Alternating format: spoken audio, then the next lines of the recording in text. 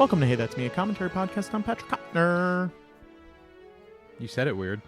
Do you want to say it again? Very sing-song. No, if that's how you want to say your name, I'm Brian Lynch. There, I'm Wow. all business. I want to get to this one today because he's so good, but you wanted to sing your name. I wanted to have a little fun because this movie, Brian, is a little fun. Was it fun, Patrick, for you? Do you think it was fun for the listener I hope to hear so. your name being said like that? Write in, send us a message. Was that fun for you, the listener?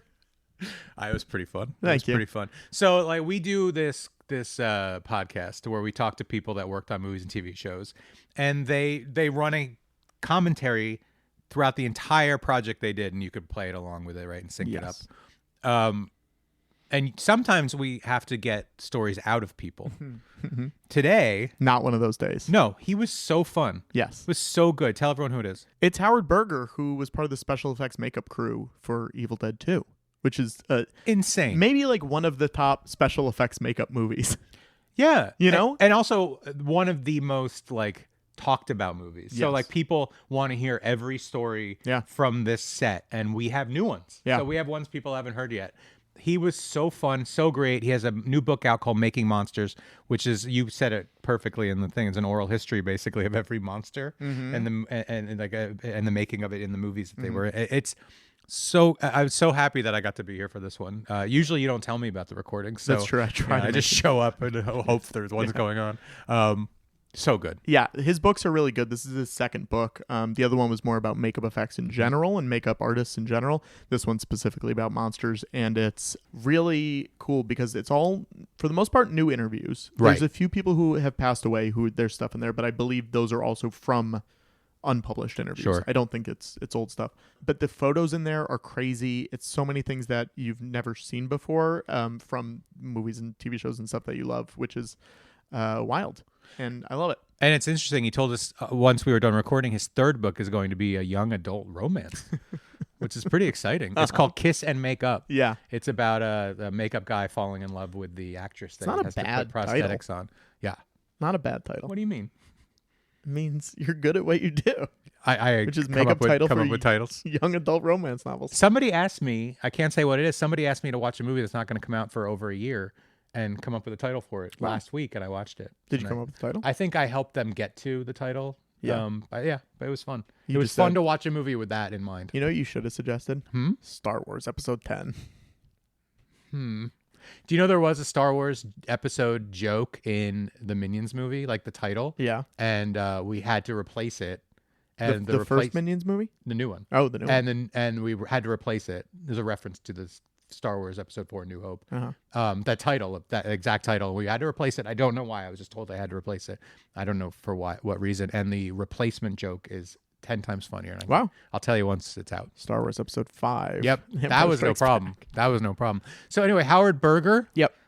One of my favorite ones we've done. He was so cool. He had so many good stories. And also, it's just awesome to talk to someone who's the best at what they do. Yeah. Because when I'm in the room with you, Patrick, I am not talking to someone who's the best at No. what they do. You're talking to someone who's totally fine at what he does. I was just kidding. Now you're getting down on yourself. You're great at what you do. No, but he's also crazy because his IMDb has like 300 things on it, right? Unbelievable. And then he goes, "Oh well, yeah, but that's not everything." And I was Yep. just like, what are you he's like, by the talking way, about?" it doesn't cover everything. In case you're wondering, if you're looking at his IMDb right now, yes, we do talk about Jingle All the Way, and we find out what he did on it. You wouldn't think this the guy went from Evil Dead 2 Yeah. to Jingle All the Way. What do they have in common? He's a guy that you could talk to for hours, and then very far into it, he'll just mention the most famous movie ever made that he worked on. He did that today. He's like, I oh yeah, know, when well, we don't did. spoil it. Don't spoil it. Oh yeah. It'll Oh, be look fun. at that. Look at They're the about to hear teaser. it. It's such a good one. All right. You can watch Evil Dead 2, I don't know, anywhere. There's 100 DVDs of this movie that are out there. And Blu-rays. And Blu-rays and I assume 4Ks and all that. But pull it up, and we're going to count down from 3 and then say go. You can press play at the same time and watch along, or just listen to this like a podcast. Do whatever you want. Here we go. We're not the boss of you. Not the boss of you. 3, 2, 1, go. Evil Dead 2. Here we are. Brian, you're here. I'm here. Patrick, Sorry, I'm here. already reading the screen. Howard, you're here. I'm here. I'm here to watch. I haven't seen this movie in a long, long time. How often do you go back and rewatch stuff? Rarely, not often enough. Yeah. But yeah, I mean, this was a really fun movie. So I got hired by Mark Shostrom who was the makeup effects supervisor on this and designer. And it was really fun because it was myself, Greg Nicotero, Bob Kurtzman, Aaron Sims, Mike Tursick. It was really a blast. And it was a small little group of us to do all the makeup effects stuff. And we were all fans of Evil Dead. So when we got the call to come and work on Evil Dead 2, you know, oh, and also Shannon Shea, excuse me. And it was incredible. And we just, you know, it was fun. And Mark really gave us carte blanche, and like we picked what we wanted to do, you know, which characters. So I picked all the Evil Ash stuff. Oh, that's because I wanted to do all those makeups on Bruce. Yeah. On top of a bunch of other stuff. And like Shannon Shea designed and built all the Evil Ed stuff. And, you know, Bob Kurtzman did the Linda stuff with Mike Tursick. And he also helped Mark Shostrom with Henrietta. But it was fun. And Aaron Sims, who's like a really gigantic designer now in Hollywood, he was kind of like our shop monkey, and he was like cleaning buckets and all that stuff. And we let him sculpt the You're welcome, Aaron. the peewee neck, the peewee head neck. Right. You know, and the hand. So yeah, this is of course, you know, Bruce, the great Bruce Campbell with Denise Bixler in a really shit wig. And Denise was super cool. Like we all fell in love with her the second she came in. I remember she came in March 15th. 1986 for life casting, and right away we all fell in love with her, and through the course of the film we just had the best time with her ever. How long does life casting take to get it down? Well, back like for you, like how many times before you're like, I got this? Oh, I'm no, good. I mean I've had it for a long time. I started life casting when I was a little kid. Sure. You know, yeah, this scene is hilarious shit. We actually made a movie of this with Bruce, like a joke movie, and Bob Kurtzman was wearing her wig, you know, and it was where he hands her the little amulet and stuff. And, you know, he's like, "Here, honey, take this." And and Bob, as Linda, just goes, "Wow, what a piece of shit." What is it? And he's like, "Oh," and he just takes it away. We made a lot of movies back then. Yeah. While they after they wrapped, we'd go on set. We did a Sentinel movie with Mark Shostrom playing the ghost. Oh no, Mark Shostrom didn't play the ghost. Bob Kurtzman played the ghost, but Mark Shostrom played Christina Raines. Oh my God! God! We put him in a nightgown and a black wig. So there's so much good stuff on this disc. Yeah, like there's tons so of much stuff. of the footage that you guys shot. Well, and Nicotero, you know, was the king of documenting. So you know, with his beta cam, and that was all beta. So yeah, it looks good. That's why it looks good. Yeah. So, but, you know, we just couldn't make enough fun of Bruce because, you know, part of his charm is being cheesy as shit. Sure, yeah. And he is, you know. When was the first time you met him and Sam? It was when they came in for live casting. Oh, wow. When Brewster came in for live casting, which was early on obviously in pre-production. And we had a really long time to build stuff, you know. It was months, actually. And had a great time. Super fun. And Mark had a little teeny shop in Pasadena. And we all we'd start work at 7 a.m. We would start work at 7 a.m. Sure. But Mark would come in around 4 p.m. And then we would work 7 to 7, and Mark would work 4 till whenever. Okay. You know, and he would always come in and as we were leaving at 7 p.m., he's like, "Where are you guys going?" Yeah. We're like, yeah. "Well, we worked already a been full day. here. We just did 12 hours, Yeah. man." So, but you know, we'd Mark would say like, "Oh, I'm going to stay here and I'm going to finish, you know, working on this, finish the Pee Wee head." Yeah. And so we'd come in the morning because like I had to mold it the next day, and nothing was done. There was a toppled chair and like 2 6-packs of crushed beer cans on the ground. God. I'm like, okay, I guess Mark didn't get the sculpting. But you know, that was all part of the fun, and Mark was a really great boss to work for. He was the guy that was distracting us from working because he wanted to goof off and have like water fights and make movies and all that stuff. It seems like you guys goofed off a lot. Yeah, we did. Back then, we really goofed off a lot. Yeah, you know? yeah. And as we got older and as the industry got a little more, you know, legit and serious, we stopped. You know, it's sad because Nicotero and I used to make movies nonstop, you know, and every day was making movies, you know, even when we worked on Day of the Dead with Savini, that was nonstop tomfoolery, you know, and Tom's like, "Let's go make a movie," or "Let's go do this," or "Let's go do that," you know, and take us away from what we should be doing, which was doing the work. Somehow we got it all done. But this was the same thing. I mean, we had many, many water fights in the shop when we should have been working. But yeah, so we had Bruce come in for life casting. Ted Raimi, who played Henrietta, came in for live casting, of Yeah. course. Rick, who played Evil Ed, came in, and Linda, of course. And she was big because that was her full head, her arms, her full body. And then we did all these clay presses and wax presses of her hands and stuff so that Mike Tursick can sculpt the body, and Bob sculpted the makeup and everything, and he applied it on set on Linda. Was that in LA that you guys were doing? Yeah, we did that. Because this is North Carolina? This is North Carolina, Yeah. yeah. So we prepped everything in Pasadena, Okay. in LA at Mark Sjöström's studio. And then we traveled, I want to say we traveled like in May to go to Wadesboro, North Carolina, which was like one of the most backwoods, scary places I'd ever been. I mean, this is 1986, and there still was extreme racism and segregation happening there. I remember we went to a movie theater, and there was a white entrance and a black entrance. Oh, God. Same with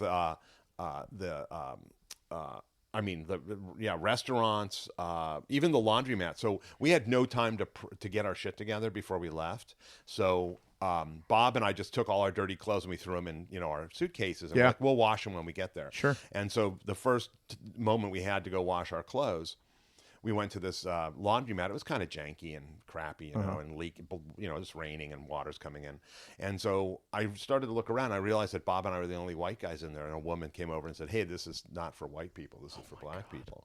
We're like, "Well, what's the difference?" She's like, "You need to go up the road." And so we packed up our shit, went up the road. And this is 1986. Wow. So yeah, it was crazy. So this was the same town, and this is the same forest area called the Huntley Estate, where they shot Color Purple. So so of course that prompted a bunch of Color Purple movies that we made. Yes. but with Mark playing, or Mark and Bob playing characters. Those aren't on the disc, weirdly. Yeah, so for some reason the ones of Bob playing Whoopi Goldberg are not on this disc. But so this is Sam's famous Ramo cams. Yeah. He loved this stuff, and of course, any trickery that Sam can do, he was totally in for it. And How are you? this is shooting. Yeah. But is he on a crane? He's on a crane. Oh, okay. That spins around and all that crazy stuff. He just likes to torture his friends. Oh, he loves torturing him. So. Yeah. And this is I wouldn't say it's the first day I did it, but this is the first scene where he's in his goggle eye, Evil Ash makeup, which I think is goofy as hell. People love it. No, it's so cool. I've seen people tattoo this thing on their arms and bodies. Sure. It's crazy.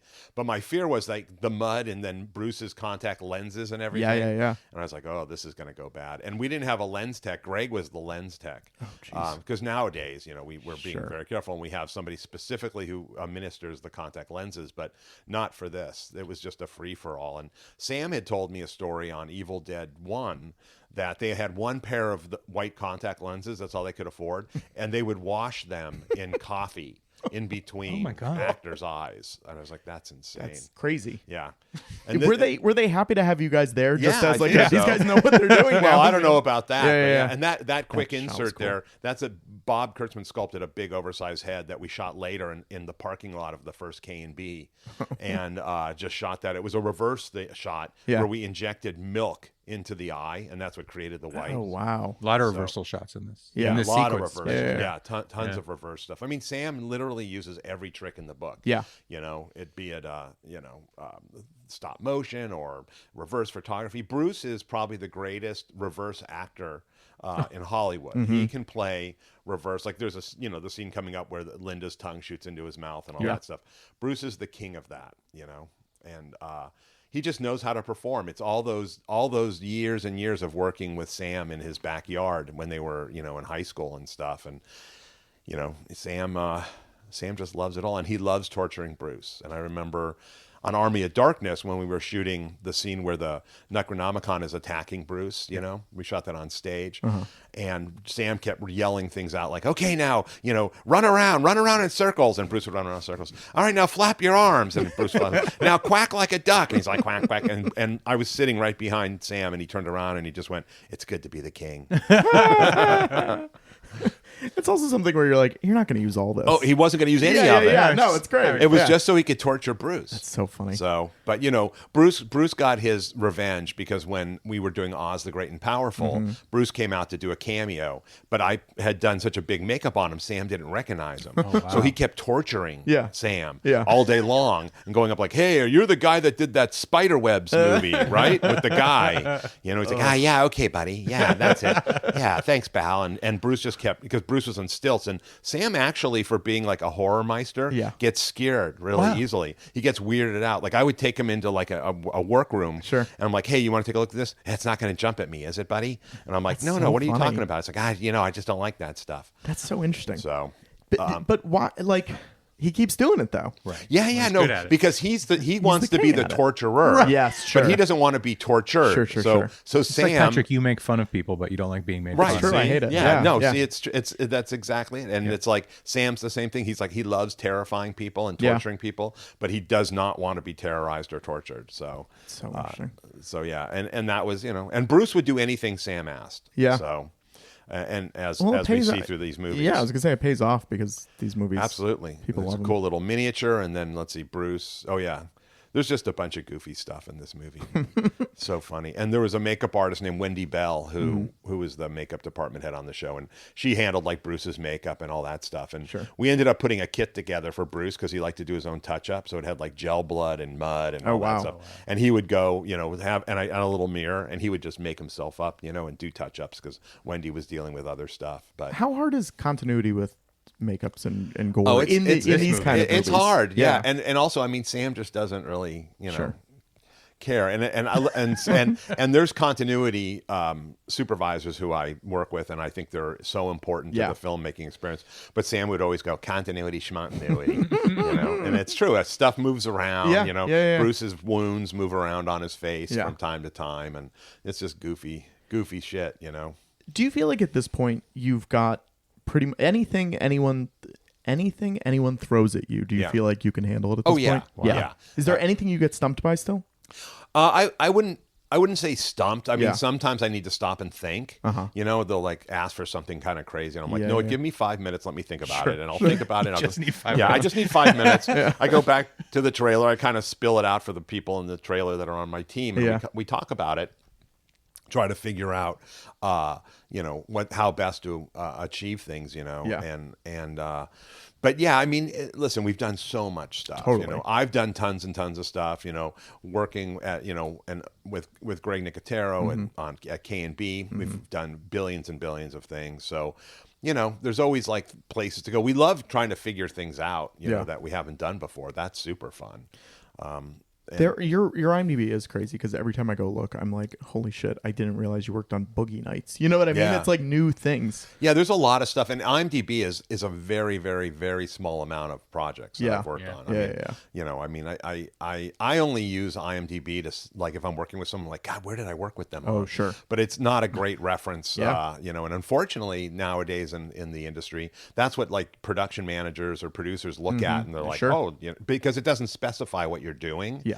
It's like, oh, they worked on Grinch. Yeah, so did 700 other people. Sure. I was going to say, how many of those do you think you were there for 2 days or something like that? Like Boogie Nights. How long did you work on Boogie Nights? We were on Boogie Nights for a long time, actually. Yeah. Because we prepped that whole show. Sure. And I went, but I only went to set once. And Garrett Immel, who's a great makeup artist, who was with us on Army of Darkness as well, he went and applied the appendage. Sure. So, yes, of course. I heard with Boogie Nights as well, though. You guys worked on a scene where Alfred Molina got shot that they took out. Patrick, are you aware of that? Yeah, there's know that. 2 scenes we did that got nixed out. One is that. So at the end of that whole sequence, Alfred runs out of the house and cops come and they blow him away. Crazy. So we did this whole prosthetic chest with bullet hits and all this stuff all over him, and that got cut out. And then there was a scene which I never liked even when I read it, and where there's a car accident between Johnny Wad and Wahlberg's parents, and they're all They dead. cross? Oh wow, those Yeah. Oh, wow. And when I read that, I was like, I don't know that. They killed But Wahlberg's parents. They killed Mark's Wow. parents and Johnny Wad. In the That's why you same- don't see Johnny Wad. To me, it was too much of a coincidence. Of you know? course, yeah. But what the hell do I know? Paul Thomas Anderson's like one of the greatest filmmakers. Well, he agreed with you. Yeah, he cut it out. So, that's a nice members only jacket that Rick is wearing. So this guy moved on to work at QVC. Yes. Yeah. Isn't that he's still there? I He's still think, there. which I is saw crazy. him. I saw him at a convention, and it was like forever and ever. But it was really fun to remember all this. And Sarah was really lovely. Yeah. She's the only one who doesn't get completely covered in crap. Sure. That's Rob Tappert carrying the wow. luggage that's right so there, funny. who we called Sparky. Because of his red hair, and he hated that more than anything. But Rob Tappert is Sam's producer on these movies. Yeah. And also Hercules and Xena and all that stuff. So, Because Tapper worked on Ash vs. Evil Dead too. Yeah, right? Because Rob in New Zealand. Yeah, Rob lives in New Zealand. He's married to Lucy Lawless. Yeah. and he pretty much, handles all this stuff. Was there ever a discussion of you guys going to New Zealand for that show? Yeah, there was, and then it fell apart. Sure. We did all the life casting because Rob's super cheap. Yeah. He's like the cheapest guy on earth, and God forbid he had to pay a dime. So, but yeah, no, we did life casting for them because we had done Hercules and Xena for years and years and years. And we thought, we should go do Evil Dead. Sure. But it was more cost effective and it's low budget and what have you. Yeah. So we shot all this stuff at a place called, what was it called? I want to say it's George Fraser Jr. High School or something like that.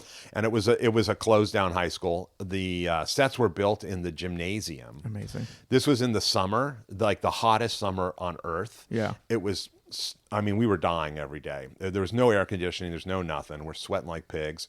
On top of the fact that when we went to North Carolina, they put all of us effects guys in one house, and we called it the Texas Chainsaw Massacre house, just because it's the same design. Yeah. So some of us took upstairs, some of us took downstairs, and there was no air conditioning, there was no airflow. Oh my God. It was misery, but yet we had a great time, and they gave us a station wagon that we had to drive back and forth, which is a whole nother thing. Yeah.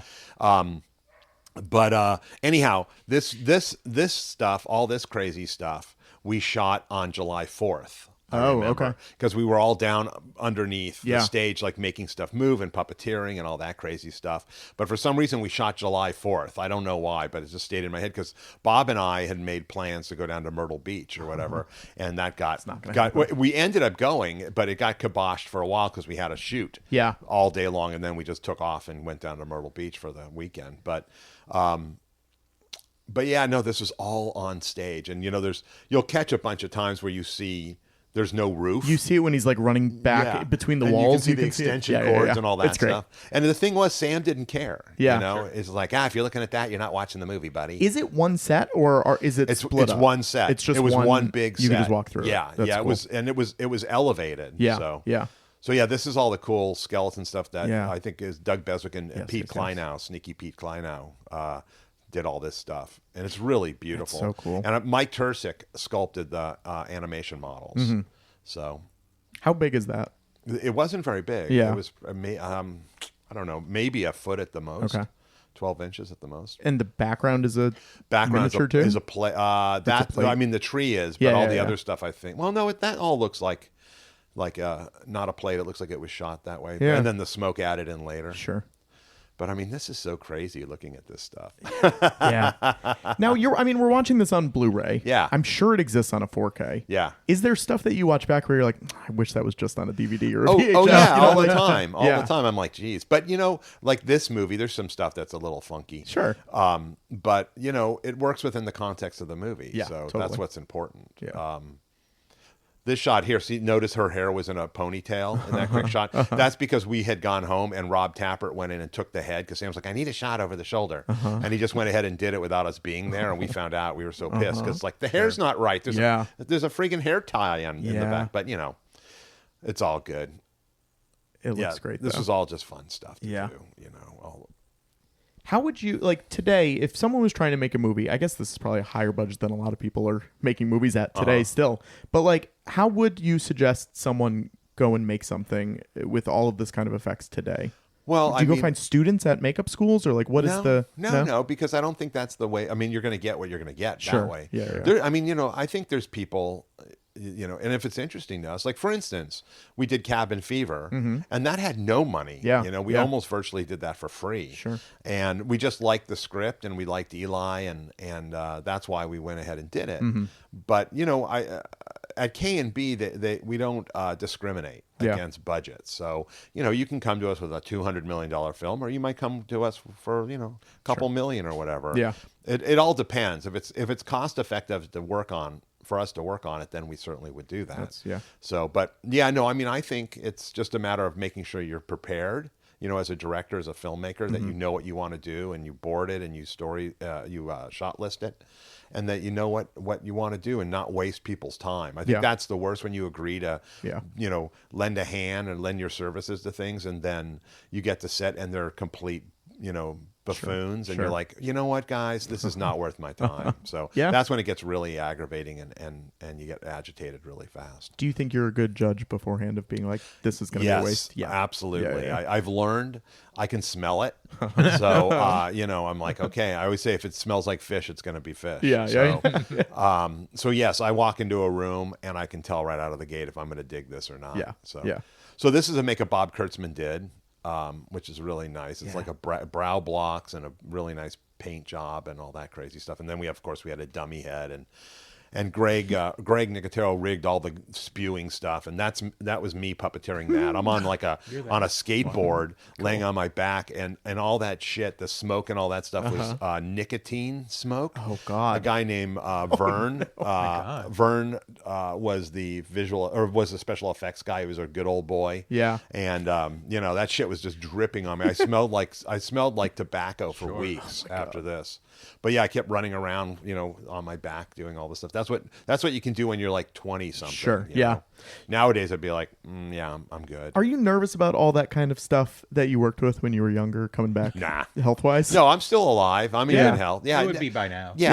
We'd all be mutated by now. I don't think, people always think that or thought that and would say it, but I don't know anybody in my industry who died from what we used. Wow. Wow. They mostly died from alcoholism. Sure. But but not from like, using polyfoam or doing this or doing that, or not wearing a mask when you're using Cabasil. I just remember I talked to Bonnie Erickson, I think, who's a Muppet builder. Right. And they were talking about how they would just build stuff in a closed off room, and it would just be like fumes and fumes and fumes. Yeah, you get high. Yeah, sure. But no, I don't think, like, there's not a case. I mean, even Dick Smith, who lived to be 94 years old, didn't die because of what he used. Sure. It was old age, and that was the big thing. Yeah. But yeah, I don't know anybody in our industry who suffered from it. I mean, you get lung infections or whatever. But who were your guys growing up that you? Oh, my idols. Yeah, my idols were Jack Pierce's. I loved Rick Baker. Yeah, who I still do. Yeah. So Rick Baker, Stan Winston, Dick Smith, Rob Bottin. Yeah. Those were my guys, and of course I loved Jack Pierce because I love the classic Universal monster movies, but. And especially Creature from the Black Lagoon is my all-time favorite monster. Was that the movie that made you go, "What? How do they do this?" I think so. I mean, the very first horror movie I saw was like the Two-Headed Transplant. Like my parents just had no desertion of like, hey, let's show a 4-year-old this movie. So, but I got bit by the monster bug super early, and then getting to see the Universal movies, and then getting to see a Godzilla film. I mean, that was off the charts. But I think Creature from the Black Lagoon was really the one that was like, I really want to make monsters. And then when Planet of the Apes came out, then I was full on because I was like, how did they do that? And I just figured it in my head. Oh, they probably did this, this, and this. So. You eventually got to be an ape, didn't you? I wasn't a Rick Baker ape, unfortunately. I had a really cool rent a gorilla suit, and so I got rented for 2 days to be in the Tim Burton one, and it's the beginning of the movie when they're on that spaceship, the Overon. Yeah. And I'm a giant gorilla sitting in a cage. And that was my first interaction with Mark Wahlberg, and he didn't realize it. But years later, because I ended up working with Mark a lot, I said, "Do you remember?" And he's like, "Yeah." I said, "That was me." He's like, "You're in the gorilla suit?" I said, "Yeah, I still get residuals from that movie." That's awesome. I said, "They're probably not close to your residuals, but they're good. I could buy a drink with my residuals. That's about it." So I've read an interview with you where you talked about your love of the ape from The Incredible Shrinking Woman. yeah, Sydney. I loved how Sydney, yeah. you got so into it in the interview. That's like one of your favorite. It is creations. my favorite gorilla. Yeah. Yeah, it's another great gorilla costume. And I think I love that one because there's just something unique about it. It's a lowland gorilla. Rick usually would do mountain gorillas, which the crest is higher in the head. But there's something about Sydney, and he's so great in it. And he plays Sydney He was in it. Sydney, So this is a double looking over the shoulder, and Bruce in his goofy hide makeup. So cool. And this was actually the last thing I shot. I had to leave the show just a couple weeks early because I got hired to go work on Creepshow 2. Oh, sure. So, but this was the last thing that I got to do on Bruce. And then they had like 2 more weeks of shooting. And then when it wrapped, Greg came to New York and met me there, and we both did Creepshow together. Oh, wow. But yeah, like again, we were saying all these different tricks that Sam Raimi likes to use, and that was a great one. Having a double and kind of fooling the audience. And then it's back to him there. And then back to Bruce, cheesy Bruce, with his little blood worms. That's what we called like blood worms on his face. Yeah. But and the fun thing about Bruce is he hasn't changed much. I mean, in terms of the way his acting is, and the way he's just a really good guy. And he knew this was goofy as hell. Yeah. But he was really good at all this stuff. He's an incredible physical actor. And I mean, this scene is a really good example of it. Now, is this fresh makeup that's put on every single day, or is it a prosthetic? Yeah. Is there a like? I mean, you mean as far like the evil hand? The evil hand. The evil hand is a prosthetic, and actually, I think Nicotero sculpted that hand. Yeah. And then I applied it, and it's got cheesy fingernails and all that shit. Yeah. But looking at this now, I would totally do it different. I would have done a glove actually. Oh, interesting. So he could have taken it off and on, and it would have worked really, really well, like a nice tight silicone glove. It would have given him a little more leeway to do other things, like use the bathroom or sure. Pick his nose or something. How often would you have to go and like fix or touch it up or anything often. like that? Yeah. Well, for that stuff, I remember that the hand got chewed up a lot and really quickly because Bruce was so physical and active. Yeah. It was constant repair, like edges, coming up and folding over and all that crazy stuff. And then, a little bit later when he chops his hand off. Spoilers for everyone. Spoilers. When the hand's running around, that's Greg Nicotero's hand. Oh, wow. So I did the makeup on Greg. Oh, that's fun. So, it feels like it's an all hands on deck kind of movie. Literally. Literally. I guess literally. Yeah. I mean, we all like puppeteered. Yeah. We all did makeup. We puppeteered. It was everything. You know, it was crazy. But it's probably also good because you're like, I know what I want this to look like. I know what this should look like. I might as well just do it. Absolutely. And monster makers make the best monsters. Yes. So we would always want to play the parts, and puppeteer like the Pee-wee head or puppeteer this or that, or, whatever it took. So we should mention your book that just came out too. Oh yeah, it's great. I can mention that. Mention it. So yeah, just just recently, a couple months ago, my second book came out called Making a Monster, or Making Monsters rather, not Making Making Monsters. Look, I don't even know my own name of the for the third book. one, Making a Monster. Yeah, that's it. Yeah. So it just came out. You can get it on Amazon or any bookstore. And it's filled with cool stories from tons and tons and tons of monster makers and movie fans and monster kids. It's basically an oral history on every monster movie ever. It is. And the first book is Masters of Makeup Effects, which is kind of similar, but it's all about makeup effects. So it's cool. Do you think you'll ever write just a Howard book? No. Okay. No, I don't. I think actually I have in my head. I shoot photos on every single movie, like thousands and thousands of photos per film. Yeah. I always have a camera around my neck and or over my shoulder. And I think eventually I'll get. I have everything cataloged. Yeah. And I think I'll put just a cool little coffee table book out that's just filled with behind the scenes photos. I'll do it in a while because I need to wait for people to pass away so I can put certain photos in there. But I know that sounds terrible, but no, it's cool stuff. So because we always have full access to everything, sure, of course, stuff that the unit photographers don't have, and it would be a fun book. There's some really cool behind the scenes things, and it's all about behind the scenes. Who needs to die? So No, we I'm can- joking. Nobody Fine. needs to I just want die. to Everybody unlock the should book. live. On the record. Everyone should live forever. So now this scene we shot like 3 times. We probably only needed to shoot it once, but I think because Sam wanted to torment Bruce. Yes, of course. But Bruce was pretty incredible with all this stuff, and he was the master of also flipping himself over, as the we'll flip see. is insane. Yeah. Yeah, it's crazy like that. Yeah, and Bruce would just do all this crazy stuff. Yeah. And yeah, he'd get beat up and a little wounded from time to time, Yeah. but he knew how to do this because he'd been with, again, making movies with Sam, and with the things Sam always wanted was goofy, crazy stuff. But Bruce also plotted this out. Like he's really, really good with this sort of thing. Like, okay, I'm going to make sure that this is here and this is here, and I'll grab this and this and this. Yeah. So. The camera is also, it's so frenetic and like impressive is. that they, especially in that last shot, that they like were able to catch everything. Like even when Oh, he yeah. does the flip, you're like, oh, don't miss it. Please Yeah, make sure please you don't. get that. Well, Peter Peter Deming Deming, was yeah. the cinematographer, who's great, and this was the first time we had worked with Pete. And it's been many, many decades of working with Pete and Yeah. being friends.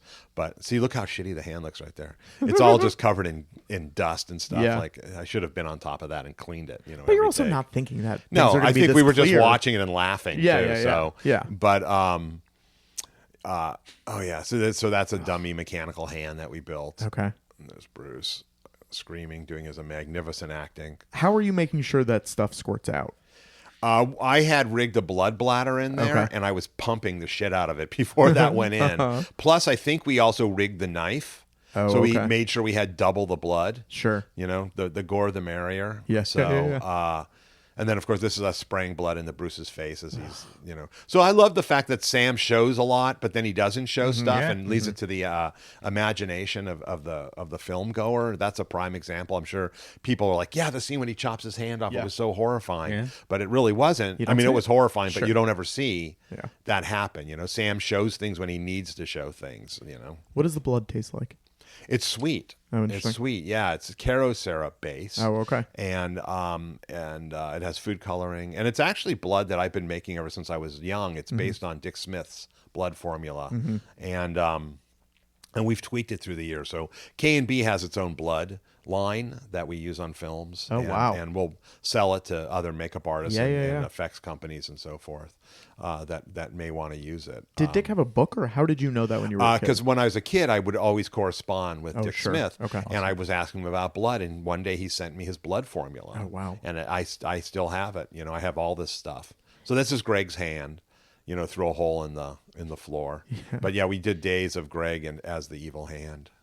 Again, it was just easy enough for us to do that, and Greg was always up for the task. It was built on 2 levels? Yeah, so Okay. this set was elevated. It was probably 6 feet off the ground. Yeah. Because we knew we had to get underneath the set all the time to puppeteer Sure. And rigs and all that stuff. So Sam had them build the set elevated. Cool. Which was super cool, But yeah, it was fun being on the set because it was such a a throwback from Evil Dead 1. Yeah. They did a pretty good job kind of matching it. And that was a real cabin they shot in. Is it weird coming in on the second of a series? No, not necessarily. I mean, to me, this is a remake of Evil Dead 1. Yeah. It's not like a sequel or what have you. It's just like a remake, a reboot or whatever that had a lot more money and more resources. And Sam was actually able to hire people, outside of his neighborhood friends to come and work on this on the weekend. So, but no, it was cool. It was cool. I don't mind. We like working on stuff all the time. Like, the guys worked on Phantasm 2. Sure. Yeah. Which was going to be an upgrade. love We did Phantasm. Creepshow 2, which Yeah. I wouldn't say was an upgrade, but it was still super fun. It's all good. I mean, we always love to be the guys that start it, and go from there. What was the difference when Army of Darkness came around? Bigger budget? Oh I'm yeah, guessing? bigger It's just- budget. yeah. Sam really gave us carte blanche, and the big difference was it was K&B. That was a K&B movie, so we weren't working for somebody like we worked for Mark on this. It was K&B. So Bob, Greg, and myself basically designed everything and storyboarded a bunch of stuff. And Sam's the king of storyboards, thousands and thousands of storyboards on every show that I've ever worked with him on, Yeah. and he follows them pretty closely. That was what was fun. Army of Darkness was probably, this one was super fun. Yeah. But Army of Darkness was an incredible experience to work on. We'll do Army of Darkness next Yeah, time. I love working Yeah. on Army of Darkness. We had the best time. So this was shot. Bruce is laying down. Oh, okay. You know, he's and then because of the letting gravity do the trick. Yeah. And this was all this. The special effects guys, Vern and his team, just rigged the walls with all this blood flood shit. And then I think this was kind of like towards the end of the show. Obviously, yeah. You can't really go back so from massive. that. Yeah. So massive. But yeah, it was super fun. They had these giant trucks, like water trucks, that were filled with all that black goo and red goo and spraying everywhere. It was a bloody mess. And of course Bruce made it come to life by, acting like it was really giant jets. Someone was talking gore. about in the bonus features, it might have been you even, but like how you were avoiding realistic looking blood for the ratings board. Yeah, Like, absolutely. That was really a concern. They were very worried about it getting like a NC-17. Was the first one NC-17? I think the first. I think it was one released unrated. Yeah, it's unrated. Yeah, it's not. Yes, and I mean that movie also. The original one just kind of played here and there. It didn't get a wide release. This got sort of a pretty good release, I think. Because it was Universal released this, I think, and because it was through Dino De Laurentiis. So, and that was one of the reasons also why we shot in North Carolina, because Dino had DEG in Wilmington. So we never saw Dino. He left us all alone. Yeah. But one weekend we went up to visit our friends because they were shooting films at DEG, and we went up to visit them and to the studio and all that, and that was kind of fun stuff. So yeah, here we're all underneath the floorboards. Do you remember what you were doing? I think I was doing like the lamp, not that lamp, but the other bendy lamp. Oh, that's my favorite one. Yeah, and then I think maybe Bob was doing that guy, the great. deer head. But yeah, everybody was down there pulling strings and cables and push pull and all this crazy stuff. I mean, it feels like when you're a kid putting on a play or putting on a thing, it's just like, making come a on, show with your everybody, we're friends. all going to do that. And I guess that's sort of Raimi's Absolutely. vibe a lot. It is. I mean, I think like as Sam has become a huge, multi-million-dollar movie director, I think it's less of that now. I mean, the films I worked on with him after this were far more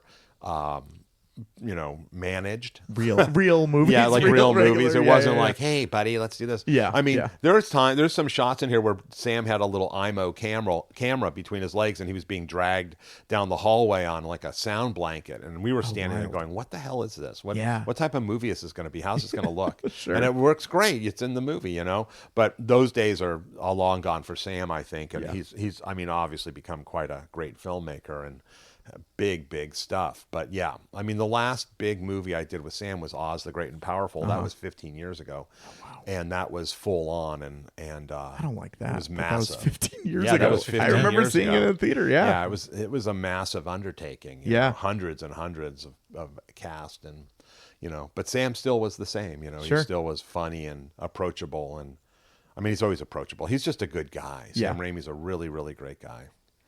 It's kind of amazing. Like, you started off with so many of the big guys, even if you they weren't the big guy at the time. It was like you're working with Romero, you're working with Raimi, you're working with like all these people are huge. Is that something you're internalizing in that moment? You're like, whoa, this is crazy. I'm here with George Romero doing this. Absolutely. Yeah. No, I was like blown away getting to work on Day of the Dead. And, and like when I first got into this, I got hired at a place that a guy named John Beekler owned called MMI, and the first thing I worked on was this Ronnie James Dio video called Last in Line. Cool. I was like 18 years old, and Don Coscarelli directed it. Oh, yeah? So we were all out of our minds, just like, oh my God, the director of Phantasm. Yeah. So, but yeah, definitely getting to work with Tobe Hooper, with Wes Craven, with John Carpenter. Yeah. You're always sitting there going, holy shit, I'm working with like my idols. Yeah. Like these guys are my heroes. I grew up watching their films, and I don't take it for granted by any means. I really, I cherish those moments and getting to work on those films. I did this series, 2 seasons of it called Masters of Horror that Mick Garris created. And every episode had a different genre director. And it was so fun to be up there in Vancouver doing this. And, you get to work with Stuart Gordon for one movie, and you get Tobe Hooper and, Lucky McGee and all these Dario Argento. I mean, that was the craziest. I was like, holy shit, I never thought I'd work with Dario Argento. No, of course. How was he? Fantastic. That's cool. And I just saw him last year. He was here in LA at a event at the Academy Museum. Yeah, I remember that. And I got to moderate the the talk, and he was magnificent as always. He's so funny and sweet. It's crazy to me that he's a real person. You know what I mean? I know, yeah, it's true. He's a legend. It's and crazy. He's still about. Yeah, and how he looks at things, and he's still. I asked him the question on stage because I remember he was talking about it when we were shooting, and I said, how do you deal with all this terribleness that you make? And he said, I go home and I pray and I ask God for forgiveness for what I did today. So I asked him that on stage, and he's like, yes, that's all true. Wow. Says Hail Marys, and he's like, please forgive me, Father, for I have sinned. I chopped off 5 people's heads today and, gutted my daughter or something, it's just crazy. What impresses you in terms of makeup effects that you haven't done? Like, is there another person who's... Yeah, I mean, I'm impressed with a lot of stuff. I get inspired, you know, and so like there's great makeup artists we've been friends forever, like people like Billy Corso. Bill Corso's incredible. Joel Harlow is incredible. There's so many good, talented people, and then there's people that aren't like big department heads like those 2 fellows, but like Kevin Wasner and Norman Cabrera. There's Dave Grasso. There's so many really talented artists out there, and every time I see stuff, I'm like, God, this is so cool. Yeah, and, like Mike Hill, who's nominated for Frankenstein this year for the Creatures makeup. Yeah. But Mike's been around forever, and it's just fun to see what people are up to and what they're thinking, and I love seeing the stuff they're doing. So so this is Ted Raimi and his Henrietta. Again, a poor guy gets tortured by his brother. He's Sam's younger brother. But she looks so good. Yeah, she's super cool. Mark Sjostrom sculpted all this, and Bob Kurtzman and Mark applied it, and I remember the scene where he comes out of the hole. He got sand in his eyes, and I think this is on video too. We videotaped the whole torture, and he's just screaming bloody murder because there's sand in his contact lenses. And Sam's like, "You're okay, buddy. Don't be a baby. Stop being a crybaby." Ugh. So at the end of each day, we would take Teddy out of the suit and makeup, and literally those feet, which were just slip latex, which basically worked like rubber socks, we would empty them, and just all this sweat poured out all over the floor. Yeah. It was like milky sweat because we powdered Teddy's feet to get him on. So then it was so disgusting, and we only had one suit. Oh, interesting. So we had one suit, and it was like really kind of haphazardly made. Was that for budget reasons, or it was budget reasons. We're like, we'll just do one suit. Sure. And there's the Pee-wee head that Mark Sjostrom sculpted and painted as well. And then Nicotero puppeteered the Pee-wee head, which is really cool. And then, of course, we're going to get into the eyeball flyball stuff, which is basically a ping pong ball that I painted with veins on it. I mean, yeah. It works. I mean, this whole thing. The whole thing is like, this works, boink, boom, and then this flying into Cassie's mouth. That's a ping pong ball that I painted with some nerdy stuff on it. And, And then it was reverse, right? The footage. Going into her mouth. It was reversed. Yeah. But the flying stuff, Sam had it like on a little stick, that we puppeteered into her mouth. But I mean, this movie's nonstop. It's like one thing after another, after another. And every moment is iconic. It's crazy. Like, good job. Yeah, it is iconic. Every moment. It's fun to watch it again, and see what's going on, and I do remember it like it was yesterday. It's amazing. Like the amount of detail that you are able to pull for all these is great. Yeah.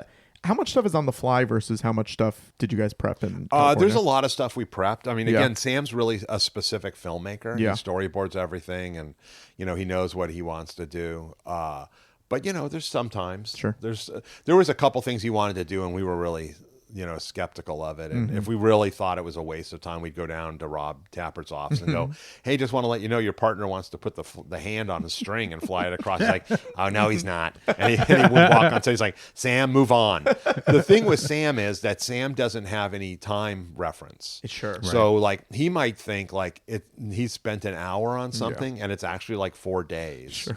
And on Oz the Great and Powerful, Sam would lose track of time a lot. Yeah. And one day it was like a 4-hour delay because Sam was having a discussion with one of the actors who had questions about stuff. And I was sitting there, I'm like, oh my God, I'm going to kill myself. And I'm with Mila Kunis, who's in her witch makeup, and she's just laying on the floor going, Howie, what are we doing? I'm like, I don't know. Yeah. And so the producer came down from the office and handed Sam his watch off his arm. And Sam's like, what's this? And the producer said, I think you need this.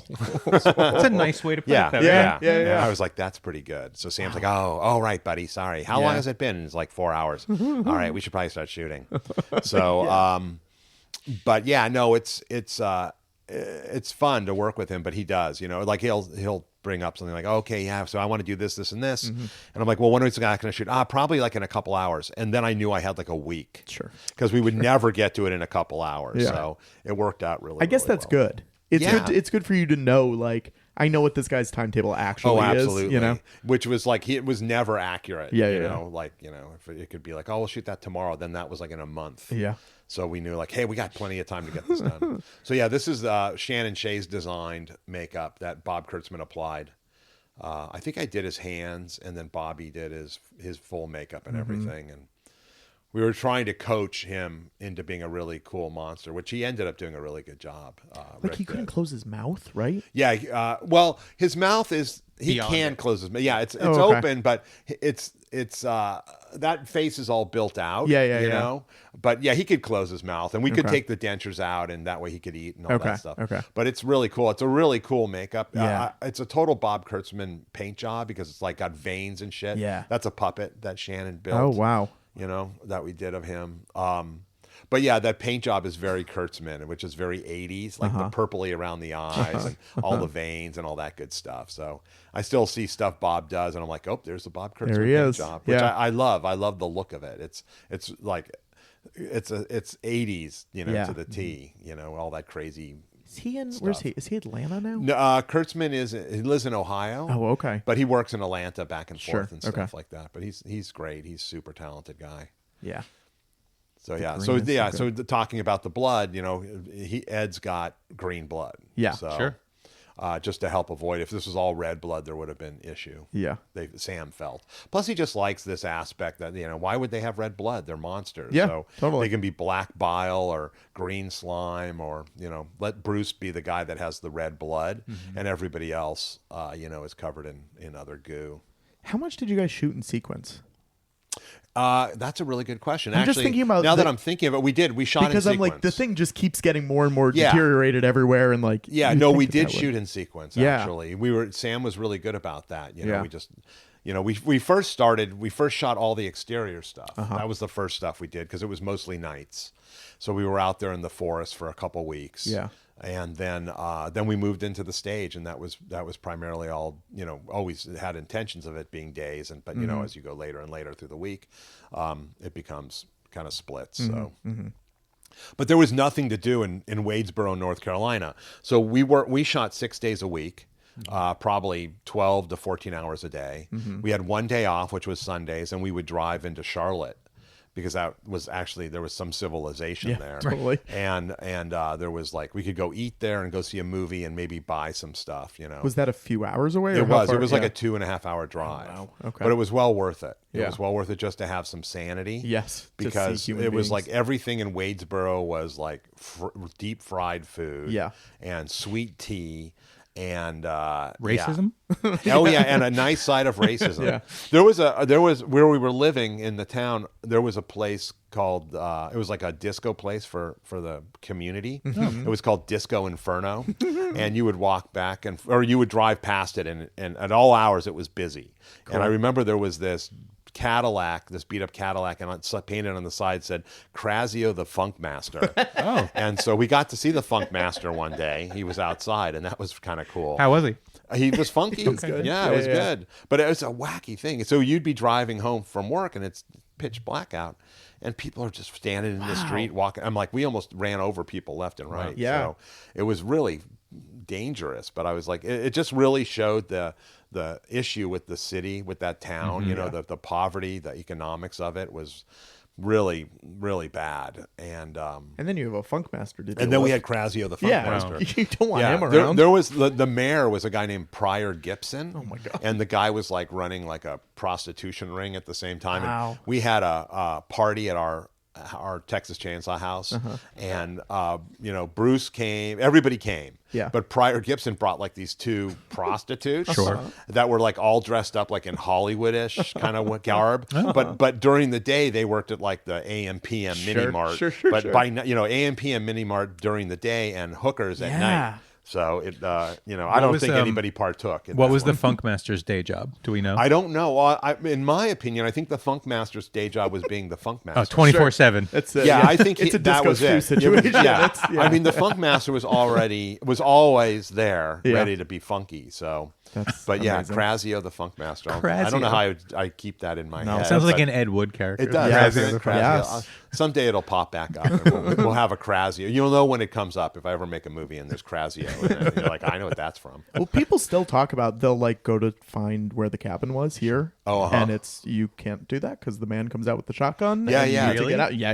Yeah. Oh, No, yeah. absolutely. They're serious about Yeah. that. So, but yeah, no, when, like I had said, the forest we were shooting in was the same location, the same estate or plantation or whatever that they shot Color Purple on. So all those sets were still there. The house and the jute joint and all that stuff. And it felt like they just walked away. Sure. So we would walk through it and I'm like, oh my goodness, this is this, and this, and this. I wonder if it's still there. I bet you it's still there. It's Yeah. probably pretty dilapidated stuff, but I mean, the Huntley family just kind of kept it there. Yeah. Who knows? Well, that's like also in North Carolina is the fugitive. They left the train there. Yep. Oh, from the really? train crash. Yeah, And that's just in the middle of the woods too. And I'm just like, is North Carolina just a graveyard of I guess and so. movie MASH, sets? MASH sets over in Oh, yeah. Yeah, Oh, the yeah, MASH yeah. set, right. That's so cool. Listen, when we did Dances with Wolves in South Carolina, we just left the buffalo on the prairie. Wow. And so, as far as I know, there's like 16 dead buffalo Yeah. rotting away on Yeah, a yeah, prairie yeah. somewhere. Wild. Yeah, it's crazy. Sometimes you're just like, just leave it. It's Yeah, not. yeah, It's not cost effective It will to try go to away. clean it up and Sure. pack it up and let's just get out of here. Yeah. So Think Crazio's still around somewhere? I don't think Crazio's around. He Oh, was man. living a hard life. Yeah. Oh. I think. Also, Is- Funk takes Is it this out. one of It you does. guys that feels Yeah, like that's one of that's the actor that plays the father or what Annie's father. Oh, sure. In Okay. a paint makeup. I Yeah. don't know who did that. It could have been Wendy Bell actually, the makeup department. It head. looks very Pazuzu. Yeah, almost. it is. Yeah. It's kind of like that. I think a riff on that. Yeah. So Wild. let's see. Yeah, this is all crazy shit. And Cassie was super sweet. We all fell in love with Cassie as well. Yeah. She was so sweet. And She's so like nice. a soap opera actress, Yeah, right? She yeah. does a lot. Yeah. Yeah. Sarah was great.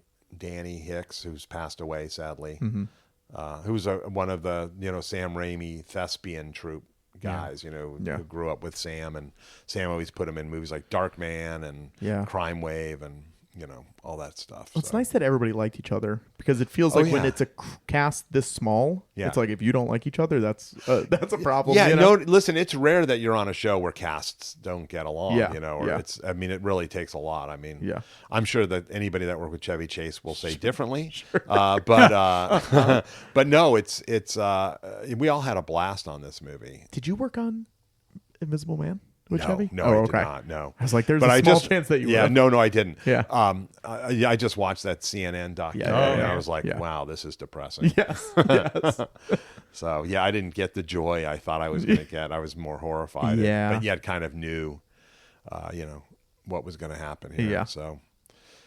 So yeah, this stuff, I ended up doing all the makeups on her Okay. when all the vines go into her face. It was kind of like, I called Rick Baker because he had done a similar and way better effect in a movie called Squirm. And I'm like, hey, Rick, how did you do this? And so he kind of walked me through his process with the worms growing into a guy's face and all that.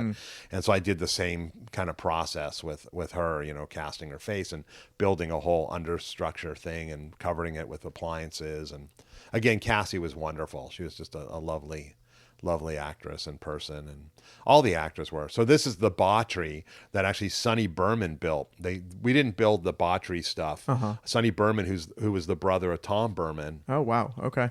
had a company, and he built the big botchery as well as like the rotten apple head Yeah. guy at the end of the thing.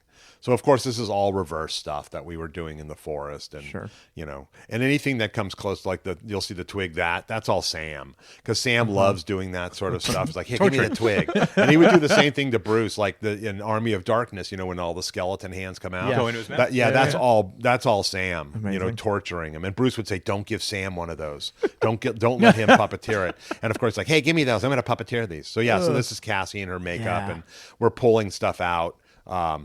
It's That's crazy great. shit.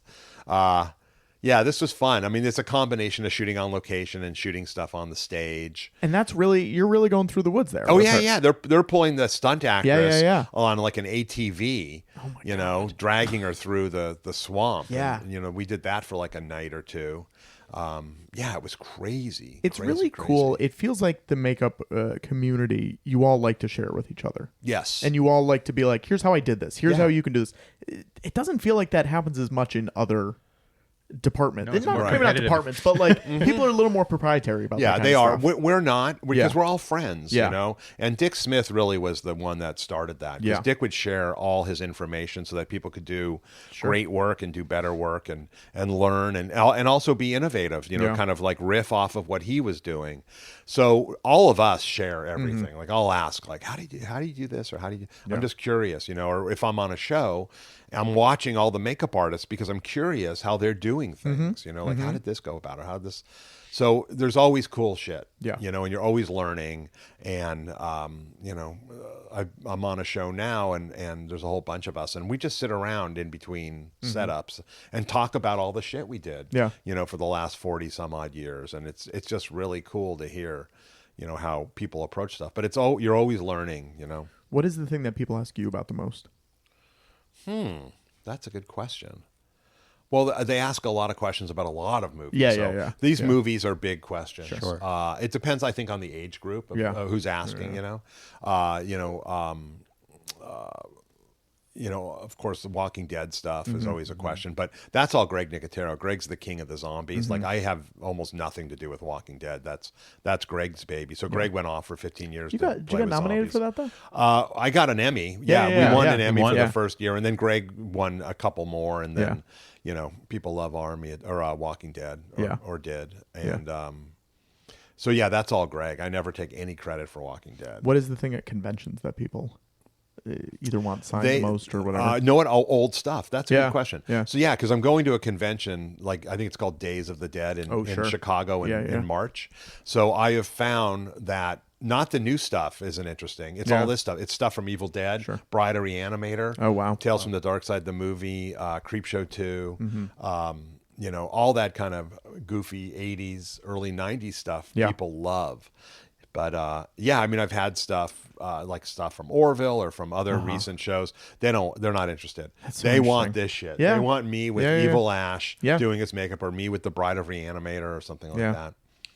Did you work on Jingle All the Way? Yeah. What did you do on We Jingle? built Arnold's superhero suits. Awesome. He Patrick mentioned and it I were before. talking about it. Yeah. Patrick guessed the deer, and I guessed the suit. Yeah, I we got it did right. the suit. We did Arnold's That's suits. cool. Yeah, that was Great job. It was thanks. It was fun. That was another one where Arnold's in a giant foam rubber suit. Yeah. Shooting in July when it's supposed to be December. Yeah. But he was awesome, and we'd done a couple films. I've done like 3 or 4 movies with Arnold, and it was always really fun. He's an awesome guy. Is there anyone, and you don't have to name names, Yeah. where you're like, can name never names. again? Oh yeah, absolutely. There's 2 people that would be never again, and Sure. and one of them is Mike Myers. Oh, interesting. I had a horrible experience with Mike Myers on Austin Power 3. Oh, wow. On Goldmember. He was really, really not cool. Yeah. And we worked so hard, and he was not nice to any of us. He wasn't nice to anybody on the show. Yeah. And it was unfortunate because I was so excited about it because I was such a huge Mike Myers fan. And tell you the truth, that's the only time where you don't never meet your idols played. But outside of that, I've always had great That's good. experiences. So good. like 1 or 2 people out of 10,000 Pretty good. actors is Yeah, pretty yeah. gosh darn good. Yeah. I mean, I was nervous to work with Arnold because I loved Arnold Schwarzenegger and his movies, and I'm like, God, I hope he's cool. And he was cooler than I ever expected. cool. Same with Bruce Willis, Yeah. I was like, I hope Bruce is cool because I love Die Hard so much. Of course. And he was great. What did you work with? A really crappy movie called Surrogates. Okay. But then we also did Pulp Fiction and Sin City and all that. but I had like very close dealings with him on Surrogates. Yeah. And, Sure. And I just was like, I remember I was putting something on him on his arms and this appliance, and it was kind of big on him, and I was like, and he's like, yeah, the guns aren't as big as they used to. And I just said, you're always going to be John McClane to me. End of discussion. And he appreciated that. That's amazing. So, but yeah, no, I've been so lucky with actors, and I love actors. I love working with actors. Yeah. Because it's a partnership, you know, like when I worked on this film called Hitchcock with Tony Hopkins. Yeah. And that was a massive partnership with him, you know, coming up with, I did 6 different test makeups and Tony was there for every single one of them. You know, wow. I applied that makeup every time on him, which was incredible.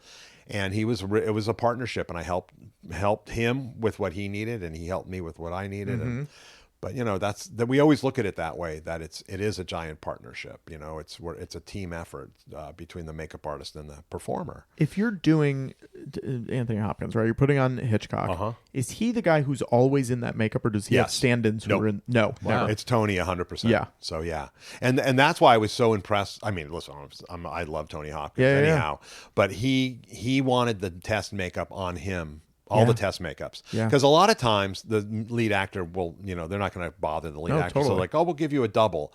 But I kept saying like, guys, I can't, it's not going to work on a double. Yeah. Like it has to be on Tony. Right. Yeah. And I said that to Tony, and Tony's like, I'm in. Don't worry about it. I'm in. I'll be there whenever you want. And he's an early riser like me. Yeah. So, Tony would show up at 6 a.m. at the studio. And we'd have tea, and then we'd get into the makeup, and that way we both start the day, get the makeup done, and then he could go off and do his thing. But it was incredible that he was there all the time whenever I needed him. And you talk about a pro. That's why if I ever work with actors who are kind of like crybaby bitches, I'm like, I always bring up Tony Hopkins. Yeah. And I'm like, you guys Are you better than him? Yeah, I don't think you're a Chances Tony are Hopkins. Yeah. So If you did have to recreate a makeup on a stand-in or whatever, a double, how hard is it to make it still look? Because everyone's got different bone structures. Everyone's got different. Absolutely. Yeah. No, it's tough. You would depending on the budget and time frame. Like if I had to do a double of that makeup on somebody, I would first see if I could utilize the same prosthetics we built for Tony and put it on that actor. But like we did The Amazing Spider-Man 2, and we built all of Jamie Foxx's electro makeups. Yeah. So he had a double every day. There's a picture in the book. Oh yeah, right? yeah, yeah. And so Clay Fontaine was Jamie's double, and we sculpted a specific makeup that looked like Jamie in the electro makeup, opposed to using Jamie's makeup on Clay. Yeah, we wanted to do that, and Norman Cabrera sculpted all those makeups. He did that's a cool great makeup. job. But that was really fun too. And there's a guy, Jamie Foxx, who's just a great human being. And totally was in for it, and before we had started work on it, I went to see him and brought all the artwork, and I said, I just want to make sure you're on board, and this is what we're doing, and this is what I'm going to need from you, and if you're on board, we're good to go. And he's like, I'm 100% on board, whatever you want to do. And it was also great. His youngest daughter was a total Spider-Man fanatic. And he's like, this is movies for my kid. That's cool. That's great. So, and she would come to set dressed as Spider-Man all the time. Yeah. And, she loved to see Jamie in the makeup. The effects in those movies are cool. Great. And those in those Spider-Man movies too. Yeah, they're super cool. Did you work on the Raimi ones? No, sadly. okay. We did a little bit in the third one. Okay. We did some puppet stuff for Venom, but I don't even know if it's in the movie. But no, I wish we had. Yeah. Sometimes with Sam, he gets distracted and out of sight, out of mind. And then when he sees you, he's like, "Oh yeah, hey buddy, why aren't we working together?" I'm like, "I don't know, Sam. Give me a call. Maybe take a look at your emails when I write. You're like, hey Sam, heard you're doing Spider-Man. You need somebody? How about us? But yeah, with Sam, if you're in Sam's eyesight, you're good to go. If he doesn't see you that often, he's got a job to do. He's got to make a movie, and I totally get it. And it's no ill will by any means. It's just the way Sam works and is. So that's all cool. There's a lot of guys like that. That I love working with. But if they don't need you, you don't hear from them. But you hear from them when they need you. Yeah. So that's all good. Where was your guys' workshop in the high school, or was it somewhere else? So no, it was in the high school. So we all had rooms. Okay. I want to say we were like we were downstairs in. I don't even know. It was probably like a science room or something. Because it had a giant chalkboard and all that, which of course we utilized every day drawing things that are inappropriate. That can't be on the DVD. Yeah, that can't be on. Yeah, we'd be in big trouble. We'd be visiting HR every day. Yes. And we had a giant collection of squirt guns. So whenever we went on our Sundays off on our way back to our place, there was a Toys R Us, and we would stop and buy squirt guns. Amazing. And we would load them, and we would have giant squirt gun fights all the time. Yeah. But it was just these little shitty rooms. Like the props department had like a math room or something like that. you know. But we had, I think it was science because it had like a Bunsen burner and all that stuff. And we're like, but it was on the bottom floor, so we could just walk directly to the stage without any problems. I'm so mad that you don't like this makeup. I like it. I just think it's goofy. I know. I mean, it's funny. Yeah. But no, it's cool. I'm not mad. Yeah. But Why are you so mad? Why are you Patrick? fuming, Patrick? Jeez, you're mad. Let it go. Raising a fist. People can't see it. I mean, I just see that it's super stylized. And listen, I did like 3 different sculptures, and Sam came in and he looked at it. He's like, can you put a witchy poo chin on that? So that's the witchy poo chin. He's real specific about that. Yeah. And the nose. I mean, it's a fine makeup. It's foam rubber. Yeah. Like I said, I sculpted it, I molded it, I ran it. Back then, we did everything. It wasn't like nowadays. It's really departmentalized. I took Bruce from A to Z, every day. And like that paint job is real blotchy. It's kind of like Steve Johnson, blotchy 80s paint job, which I always love. Steve Johnson's a big influence in the way I looked at things and saw. The teeth are totally like made. They're not sculpted. Yeah. We did them the Savini way, like out of his book Grand Illusions, where we built up. And like built up gums and then put teeth in. And also, I never sculpted any teeth for Bruce. They're just like completely, manufactured on his dental casts. Oh, that's cool. Which is, kind of cheesy but cool. And we were always making teeth for ourselves and running around. Do you keep stuff? I don't. Yeah. I'm not precious about the things I make. Yeah. I maybe I should have been. But also a lot of the stuff just kind of disappears, and you don't really after a while you have to purge. Yeah. And I think we purged a lot of stuff through all these decades. I mean, K&B is going to be it's 38 years old, and that's a lot of stuff. But I wish I kept more stuff because just for fun and memorabilia. But stuff pops up though. It's like I've seen like at the Mystic Museum they had a Evil Dead thing, and they had a bunch of stuff that we had made that somebody obviously had probably bought from Mark Shostrom. Yeah. So, but we do have at K&B there's storage units that are filled with stuff. Sure. Sometimes I assume a lot of it just deteriorates too. It does too. Yeah, you can only keep it for so long, and it starts to fall apart. But it is of historic value. Yeah. I think for me it doesn't. Like I said, I'm not precious about it, so I'm like, whatever. Like all that Army of Darkness stuff is gone. We have one thing left, which is the Dead-Eyed Captain. Oh wow. But that's it. Everything else is history. So. Which is unfortunate. Yeah, because it is cool stuff, and it's just at the time you're like, I don't need that shit anymore. What do I have that here for? But and the answer now is you could have brought it to conventions. I know. Tell me about it. People would have paid top dollar at those conventions. It's like, how much for this Deadite, or how much for Ash's severed evil hand? Yes. Yes. Yeah. No, that I regret. I think we didn't think about that then. Like, this shit's worth something. Yeah. But were you guys the ones who figured out how to do the stump, I guess? Is the question, I'm trying to remember. I think we had something to do with it. Yeah. Amazing. That's so funny. Yeah. I think we came up with something along with the prop department and the special effects department. A guy named Dave Wogue built the chainsaw, and then he went ahead, and Dave was on Army of Darkness as well, and he was really instrumental. Look at all the sticks on the tree limbs, all the puppeteer rods. Was instrumental in the Ash's car with the spinning blade and stuff, the Deathmobile.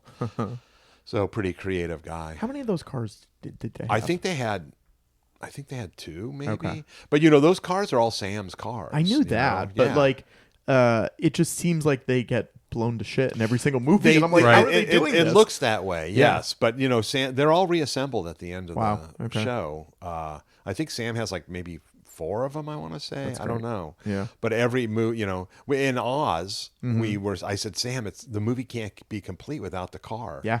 And so we figured out a way, and we got yeah. pieces off the car and put them into the workshop where. Oh, that's cool. Where That's like cool. the Winkies were working, Yeah, or yeah, something yeah. like that. So we had pieces of the car, That's great. cool. like the grill. Yeah. Was part of the set. So I'm like, okay, I feel better now. And I said, and now we need Bruce Campbell. And then Yes. we got Bruce. Yeah. And we need Ted. And Ted plays like 5 different characters in Oz because, you always mix Ted Raimi up Sure. and put him in a makeup. Sure. Yeah. Which I think he's over with now. Saw the Freddy glove on the Yeah. wall over there. Yeah, we threw a Freddy glove in. And I think there's some other stuff. I wanted to say there was a Jaws poster in here, but that's maybe fun. I'm thinking something else. That might Yeah. have been Wes Craven. But yeah, we had the Freddy hand in there, Freddy glove. You did Freddy too. I did. When I worked for Kevin Yeager Yeah. back in the early 80s, I was lucky enough to get the opportunity to apply Robert Englund's makeup. Crazy. And that was great. I did it for Nightmare 4 and the first season of Freddy's Nightmares and a bunch of like personal appearances. Which one is 4? 4 is 4 is Dream Master? no, that's the Dream Child. Dream Child's Child. 5. One of the- That's yeah. 5. Dream Warriors is 3. Dream. Three. I think Dream Master is 4. Maybe Dream Master. I think so. Yeah. Could be. But that was super fun. Yeah. And that's back when they would New Line would have a release date before they had a script. Sure. And so it was total pandemic or a pandemonium rather. yeah. You're running around at like 1 million units, and that was a 7-day shoot. Like you're shooting 7 days a Yeah, week, yeah. nonstop. And Robert would just like go here. Yeah. So that's the one that Rennie Harlan directed. Oh, wow. So Have you worked with Rennie on anything since? no, Okay. no. No Ford Fairlane memories. No, sadly, no, I didn't get to work on that. So, but yeah, on those Nightmare movies, yeah, they have one director, but they have like 10 directors. So, Right. Rennie directed this, and then Peter Chesney directed this, and then Chris Doyle would direct this. And then, Yeah. So there was a ton of different directors because they got to get all the shit done pretty quick. When people talk about, they're always like, "Oh, it takes 6 hours to put on, 4 hours to take off, or whatever." Yeah, I think that's all horseshit. Well, I was going to ask, what takes so long taking it off? I'm curious too. Yeah. No, Yeah. it doesn't. So I'm a fast makeup artist and pretty fast at removal. So when actor's skin can be damaged during the removal. It's not during the application. It's not wearing it. It's the removal. So you have to be very careful. And it depending on how how extensive it is will depend on how it works. So Because is it glue? Is that what? The yeah, problem everything's is? glued Yeah, down, okay. so you have to be really careful with the removal and getting the pieces off, and making sure the actor's skin is good, and it's so much of it is skin care, as a makeup artist. But yeah, I hear these stories like, oh, it took 10 hours to apply, and I'm like, what are you doing for 10 hours? My Yeah, goodness. yeah. I would be bored to tears personally. But I find ways to expedite the process. Yeah. Because I got an actor in a chair. Yeah. I need to be production conscious and friendly, so I got to get it done and get them out on set because we have to shoot. Sure. So it doesn't do any good if we're sitting there tinkering for hours upon hours upon hours. How long was Hopkins? I did his makeup in an hour and a half. Wow. amazing. Yeah, and That's then I could get amazing. him out in 15 minutes. Wow. So What did he do in that hour and a half? Just relax? He was the most quiet, still human being on earth. Wow. I shot a lot of time lapse, and he never moved. Oh, here's the Never moved. famous. Yeah. There This it is is. there's the big hole in the suit. Cracked See open in there? the back. Yeah, Yeah. torn there, and also sweat was pouring out. Was that something that you guys just didn't notice until We it didn't happened? notice. Or we We didn't notice. Yeah. We saw the sweat pouring out because people were getting wet, and we're like, "What the hell?" And it just turned out that like there's a hole in the bottom of the feet. Yeah. And just Teddy's sweat was like from centrifugal. I think you force just saw some pulling out. coming out of his ear. Oh yeah, a that's second all. ago. Yeah, and out of his nose. That's wild. Yeah, no, Teddy was just basically a giant sponge Yeah. of sweat.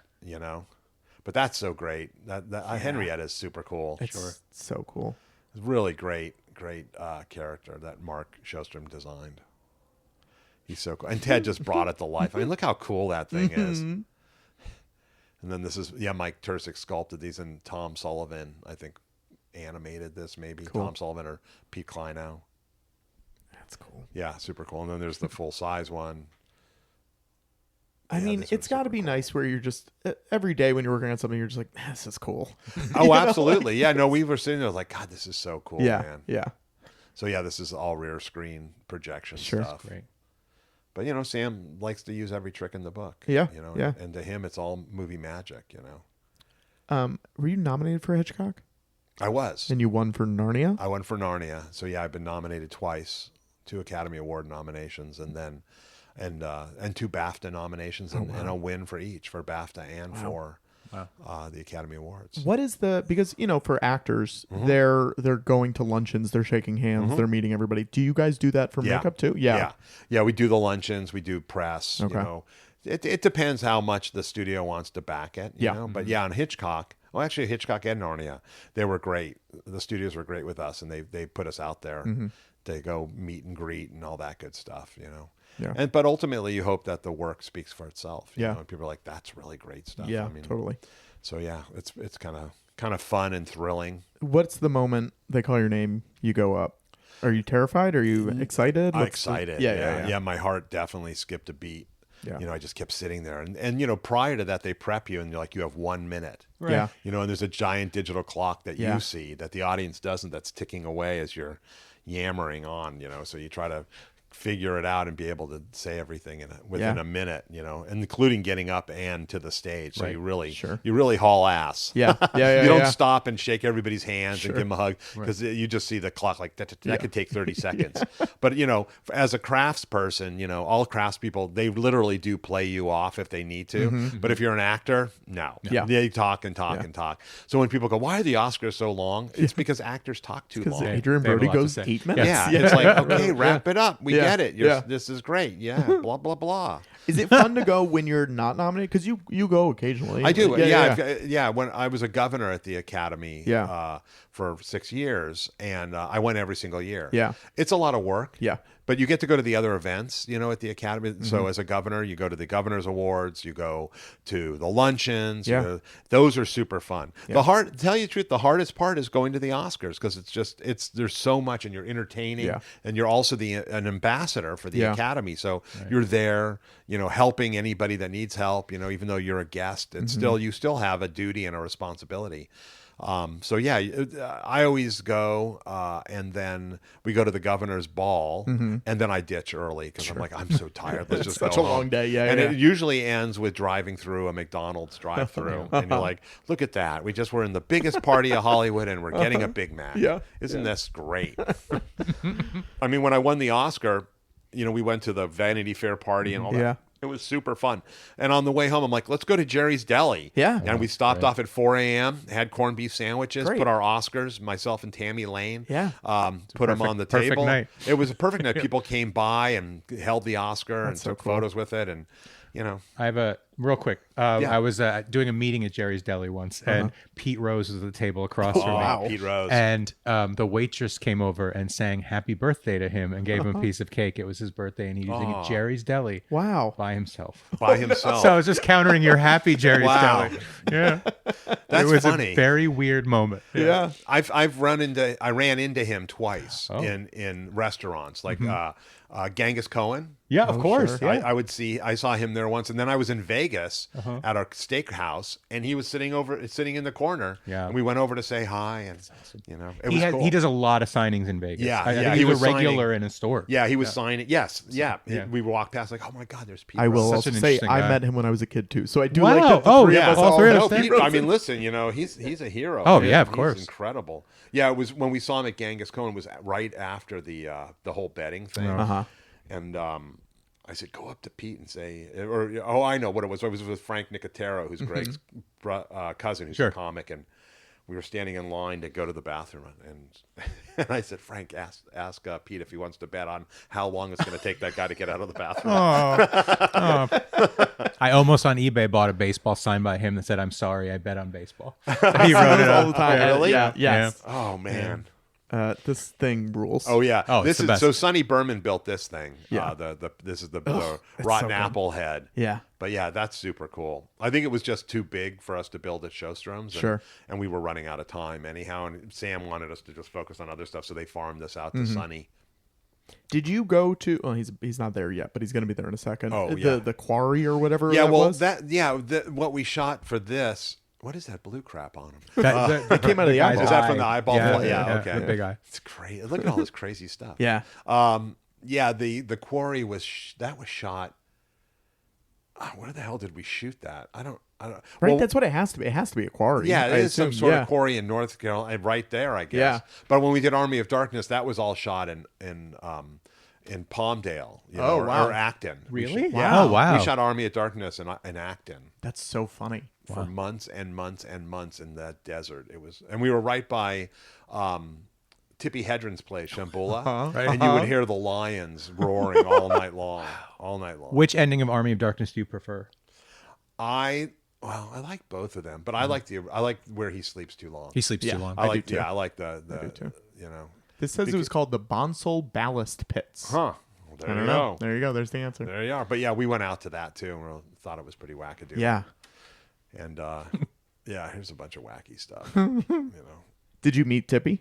Yeah, absolutely. Yeah, we went. Well, I went. Cool. I went. But to, that's cool for yeah. like a Amazing. Yeah, no, I That's went. a funny sentence. I went to Shambhala twice. Yeah. I took some friends there. It was really incredible. But yeah, no, all night long you'd hear lions roaring. That's amazing. And they built the castle out in the middle of the desert. It was just crazy shit. This is the greatest. But yeah, that's cool. This is all cool stuff that Sam. What an shot. ending you just don't see coming. I know. Yeah, no, it's wacky. And then Sam had one more in his pocket, which was going to be the futuristic one, Yeah. and a continuation of that, and it was going to be all like evil robots that Ash had to crazy. fight. You know? We're never gonna. Well, they sort of in the show. Yeah, the show ends in the future too. It's like almost a Fury Road, like Yes, Mad yes. Max. Yeah, kind of. Mad Max thing. yeah. Yeah. But yeah, this was like a day of just goofiness. Yeah. Feels like they would have thrown you in one of these outfits. Yeah, we would have done it if you asked. Yeah. I wish we did. Yeah. And then you got the Winged Dead Eye. Was this? Did you guys? This is work on this Tom Sullivan did Oh, this cool. this one. Yeah, they hired Tom to make some stuff. Is it stop motion or? Yeah, is- it's stop motion, Yeah. and then there's an insert an- puppet head for yes, the head blowing okay. up with his boomstick. Boom. Yeah, Bruce is cool. Yep, there you go.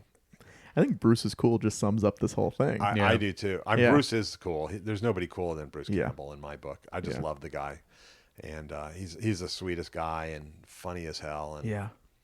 you know, Has had a crazy career too. he has. It's Like, been a Great crazy books career. too, by the way. Great He's written books. some Yeah, great his books are hilarious. His books But are then, like, I don't know, hilarious. Burn Notice for 10 years or whatever. Yeah. Like, there's like insane Yeah. little And side there's quests. Sam. I don't think Oh, I yeah. ever realized No. that that's Sam. Yeah, that's Sam. Hey, buddy. Huzzah, huzzah. That's crazy. Good old Sam threw himself in. Yeah. He Hitchcocked it. Is Gave that himself a a cameo. Is that a matte painting in the back? I think or- that's like a cardboard cutout. Oh, okay. That's great. I'm pretty sure it's like a cardboard cutout.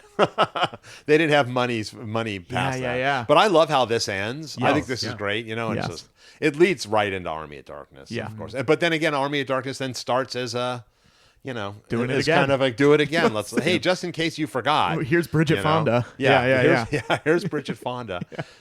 Yeah, that was fun, man. That was Yeah. well, it's good to see Yeah. Evil Dead 2 again because it's been forever. And there's poor Scott Spiegel who passed away last yeah. year. Yeah. Who was responsible for so much stuff. People don't realize how important Scott Spiegel was. Mm-hmm. Nobody really, it wasn't a household name, but he really helped Sam make his movies. And he also introduced, he gave us K&B the opportunity to become K&B. We did the first movie that we did was with Scotty. And then Scott introduced all of us to Quentin Tarantino. Crazy. When Quentin was working at the video store, and Scotty would have barbecues on Sunday, and we would hang out. And there was this goofy guy Yeah. who wanted to be a filmmaker who worked at a video store. And we all became friends, and you know, he introduced him to Lawrence Bender, who ended up being his producer. Yeah. Who got the money for Reservoir Dogs, and so Scott was very instrumental. Same with Eli Roth. Really helped Eli Roth get off the ground too. So Scott was very instrumental in a lot of our careers and lives. You know. I love Grindhouse. Oh, Yeah, yeah. Grindhouse is Grindhouse, cool too. Yeah. No, Grindhouse is really fun. Yeah, that was a fun thing to work on. And again, that was Greg really focused on that because at that point he was, you know, doing all the work with, hey, look, there's our cheesy names. Yeah. Hey, that's yeah. you. Oh, Brian. Yeah. See, now Brian Tilesic really wasn't on the film. I think Uh-huh. he did some second unit stuff after we wrapped. So Oh, we were interesting. kind of scratching our heads while he was there, but that's okay. Good for him. You know? Yeah, good for him. Yeah. But everybody there was so nice. Everybody Yeah. was super fun, and we had a really good time. Yeah, Doug Beswick. There you Yeah. go, the great Doug Beswick, and One of the Cantina musicians. yeah, and he helped build all that stuff Yeah. with Rick Baker and Phil Tippett, you know. But yeah, Brian Ray ended up moving out to L.A. and worked with us forever and ever and ever. And That's cool. yeah, all these guys. It's funny. Rick Catazone worked on it. Their Henrietta transformation, because Rick did all the animation for the Creepshow movies. Oh wow. And also sculpted Fluffy's, I think, hands, feet, and chest appliances and stuff for Savini, because he's out of Pittsburgh as well. Yeah. Why Pittsburgh? Is it just because Romero was there? Like, why are there so many makeup guys who come from Pittsburgh? Well, I think it just seems to happen. Like there's a lot of East Coast guys too, you know, New York and Philly and stuff like that. I don't know. I mean, for some strange reason, a lot of East Coast effects guys, you know, that moved out to L.A. Oh, also, just real quick, Lulu's lingerie. Lulu is Lulu Ramey.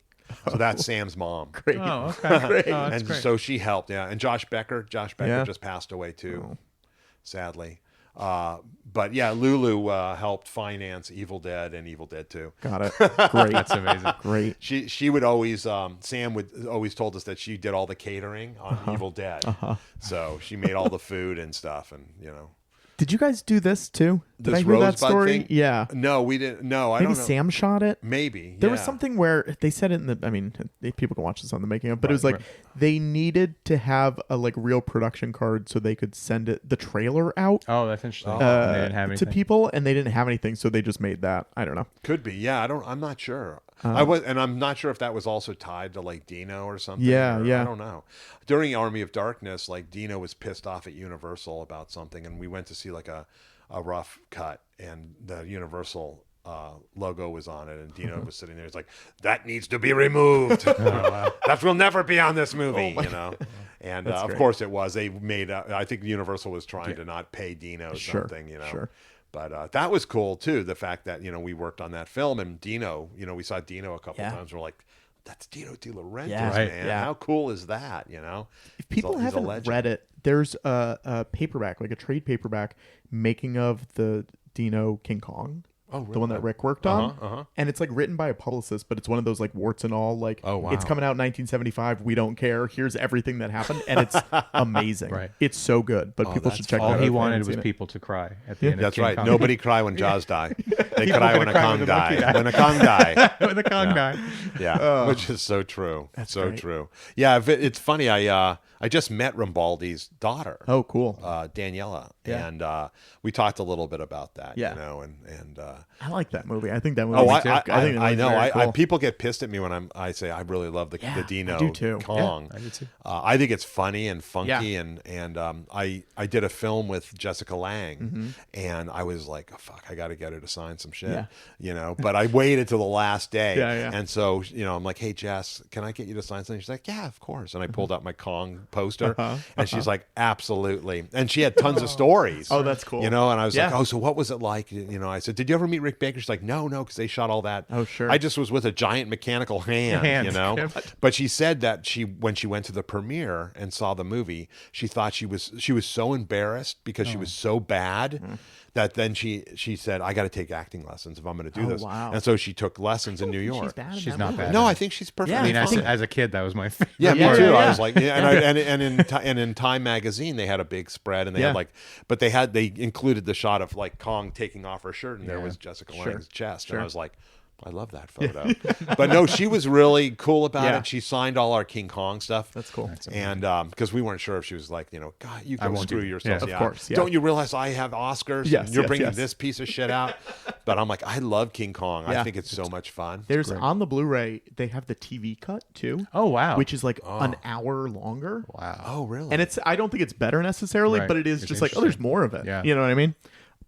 Thank you so much for doing this. Yeah, my pleasure. That was So super fun. fun. Get Thanks for Making watching Monsters. it again. Get Making Monsters. Oh yeah, now. Get Making Monsters and also Masters of Makeup Effects. Yes. And the photo book that will come out. That's right. Eventually. Soon And as someday someone there'll be a dies. photo. Yes, Yes. as soon as 1 or 2 people pass, then we're gonna go for it. All right. Bye, everyone.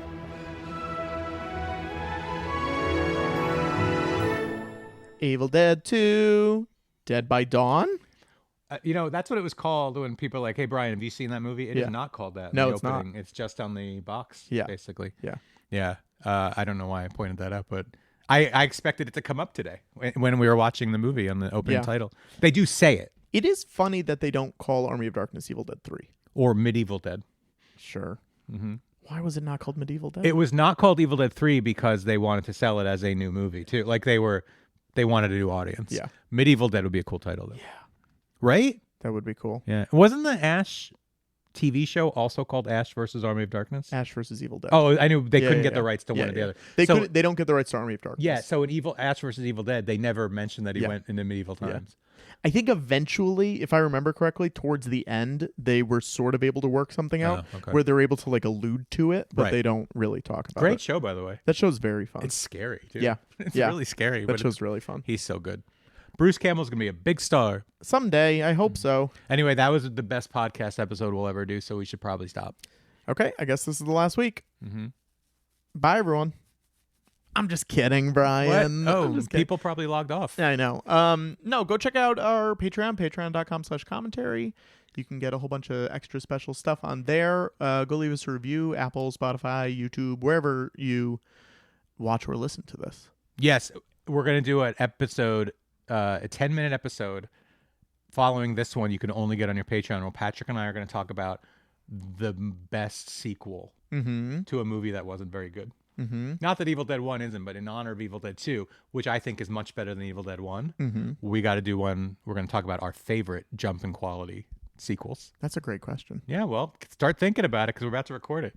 Boy. See you over on Patreon. Okay, bye, everyone. Bye. Thanks for listening to Hey That's Me, a commentary podcast. This has been a That Was Just So Funny production. Your hosts have been Brian Lynch and Patrick Hotner. Music was by Alex Peabody, and our art was by Abigail Noy. You can find out more about the show by going to heythat'smepod.com and checking out our Patreon at patreon.com/commentary. If you've enjoyed the show, please leave us a review on Apple Podcasts.